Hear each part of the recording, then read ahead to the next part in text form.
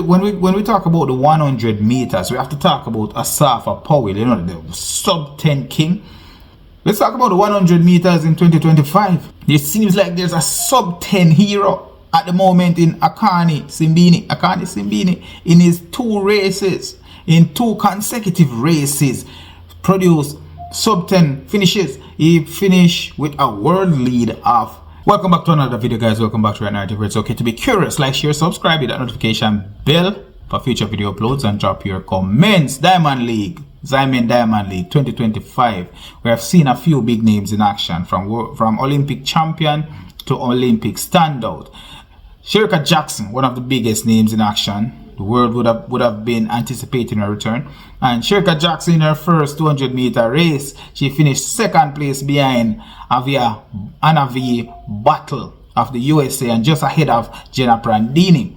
Now, this was a very highly anticipated race. I can imagine the world sat and waited for Shericka Jackson to return just so that we could analyze her action. Now, in the 200 meters, the world lead is 21.88. Shericka Jackson finished 2nd place in 22.79. So it's a pretty slow start compared to the rest of the world lead, but it's early season and we're looking forward to see what is possible. In the men 110 at the Diamond League, the Olympic champion Grant Holloway fade away to last place, to 10th place in a big, large enough field, finishing with the 13.72 mark behind Cardell Tinch of the USA, who was the winner on the day, setting a world lead of 13.06. So while some athletes are not finding form, we're seeing some athletes producing excellent time, with Hansel Parchment of Jamaica having a season best 13.49, finishing just ahead of Grant Holloway, you know, second to last. They show that some athletes are taking their time to warm up. A few season bests, a few personal bests was in that race, but Grant Holloway, the standout. We know that he's pretty fast, usually extremely fast, and he faded into dead last in this one. The 100 meter hurdles, however, Jamaica's Daniel Williams finished first in that one, keeping that good form from the Grand Slam track victory that she had, getting a time of 12.53, just outside of the meet record. The meet record is 12.51, and yes, Grace Stark, who finished 2nd place, owns that meet record. So Daniel Williams finding good form, finishing that race ahead of Grace Stark. That I think is a very, very good look for Daniel Williams, a confidence boost, because just remember, next weekend the Grand Slam track is going to Miramar, to Miami, and Daniel Williams is a slam winner. He's a slam champion. So this must be the confidence boost that she would have been looking for. There are various things that stand out in terms of this Diamond League. The Warholm set 300 meter hurdle world record. I don't know what that is about, but Warholm is now the 300 meter hurdle world record at the Diamond League opener. He set a new world record at the Diamond League opener. Let's talk a little bit about Shericka Jackson. How do you feel about Shericka Jackson with her return? It's early season. She finished 2nd place. Would you say that the race is a good indication of what we can expect from her, or is it that she's taking it slow, you know, just working her way into the season? Remember, it's a long season for a lot of these athletes. It's a world championship year, and with a few more meets being added, you can expect that these athletes would be managing their workload quite effectively. Twanisha Terry was in that field. Kambuji was in the field. Jenna Prandini. It was a good field, but it wasn't the best field. We didn't see the Gabby Thomas. We did not see the Julian Alfred. We didn't see a lot of athletes who would have challenged Shericka Jackson to an extremely good time.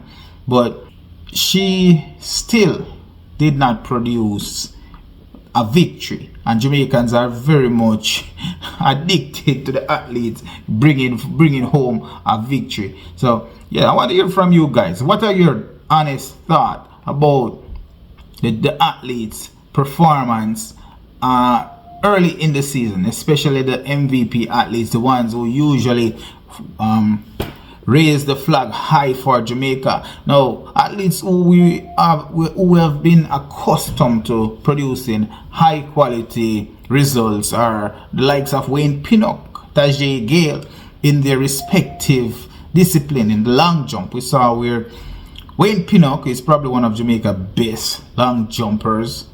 He finished down the track, down the field in 5th place with a jump of 8.06. Now the world lead for 2025 is 8.37, so it's not necessarily close to the world lead, but it shows that a few of these Jamaican athletes, they're having a slow start to their season. Tajay Gale finished 8th place with a jump of 7.90. What do you guys think about the Jamaican athletes this early in the season? Do we need a momentum builder? Do you need that one athlete who will push the rest of the athletes to an extremely high level performance? Let's see, would love to see. But talking about high level performance and consistency, without talk,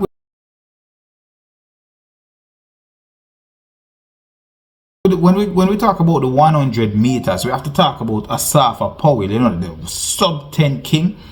He laid it all out there on the track for Jamaica. He set that original tone for the rest of Jamaica, and a lot of young athletes to make money. A lot of debate and conversation is being centered around Asafa Powell for his conversation that he initiated. It's an important conversation to be had. Now, let's talk about the 100 meters in 2025. It seems like there's a sub 10 hero at the moment in Akani Simbine. Akani Simbine, in his 2 races, in 2 consecutive races, produced sub 10 finishes. He finished with a world lead of 9.90, followed up with 9.99, and in the Diamond League, he's the winner on the day, and at the Botswana meet, he was the winner with that world lead. And guess who was behind him in both events? Yes, you guessed it, his African brother Ferdinand Ominiala. Yes, Ferdinand Ominiala had been pretty consistent as well. He finished 2nd place at the Diamond League with 10.13.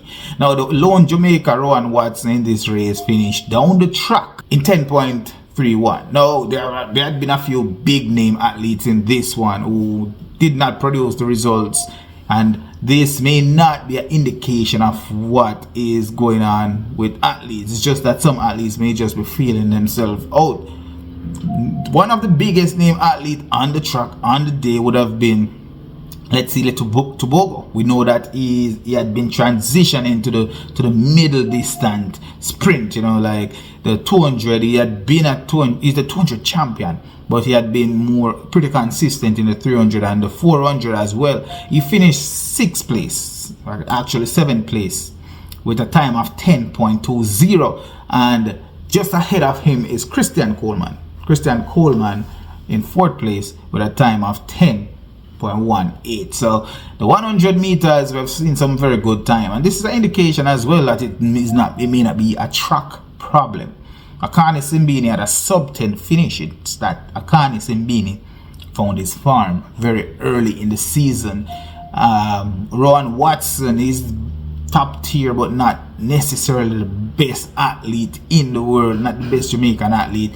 He finished down the track 2nd to last place ahead of Japanese Sani Brown, and Sani Brown is pretty consistent as well. It's just showing that some athletes had found their form. Christian Coleman, the kind of athlete who have one of the best starts and a pretty good enough finish, was in 4th place. But Simbine, who said that he was coming for the victory, he left with the victory.